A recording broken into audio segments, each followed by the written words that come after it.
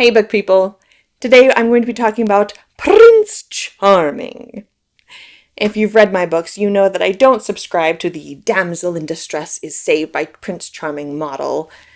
Yes, I like a heroic man, but I don't want my hero's merit to be based entirely on their status as a prince.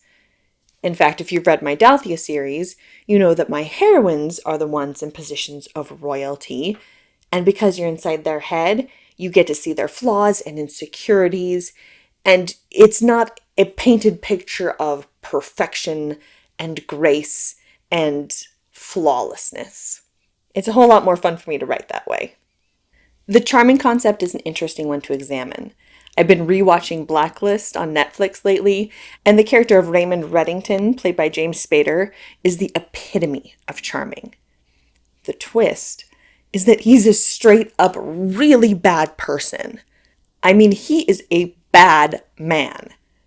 But the weird part is that you like him anyway.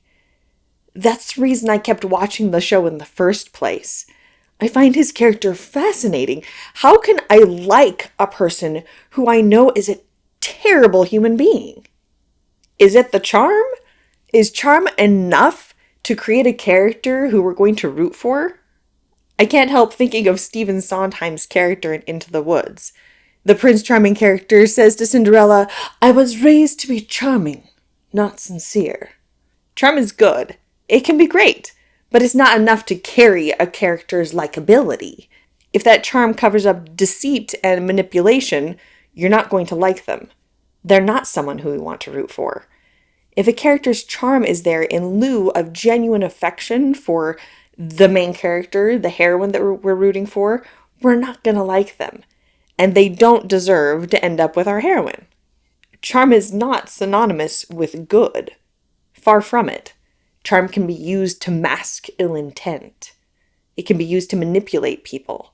It can be used to cover up a myriad of sins. Or it could just be a front to hide someone's insecurities.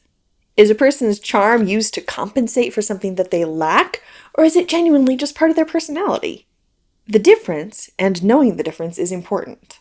I've read books where the story fell flat because as charming as the love interest appeared, there didn't seem to be anything deeper. Perhaps that's why Disney seems to have stepped back from the Prince Charming model. Over the past decades, as more entertainment has become available, audiences have wised up. We want more than just the veneer of a nice man. We want depth of character, even if they're animated. That depth means that we see the good and the bad of the character.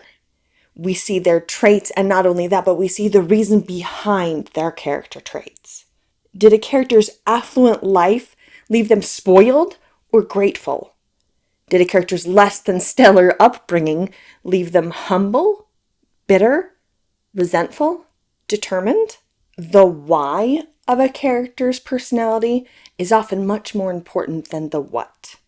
There's nothing wrong with charm, but the more interesting question is where that charm originated and how those past experiences play into the here and now of the story. Going back to the Blacklist example, yes, Raymond is always going to be a bad guy, and we're never really going to be rooting for him and his cause. At least not the bad cause that he's working for. But we are going to be rooting for his humanity, because therein lies the thing that we can root for. We want humanity. We want to see him making actual human connections with people because we believe that that might be his redemption and his salvation. Regardless of someone's outward motives, we all want more humanity in our lives and in our characters.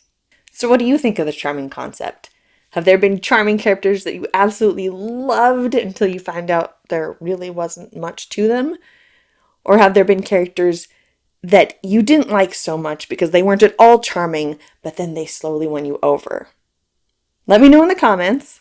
And as always, if you like this video, I would really appreciate a like and a subscribe to my channel. The Just Ella audiobook, as always, is available in a chapter-by-chapter playlist right up here, and I hope to see you next time.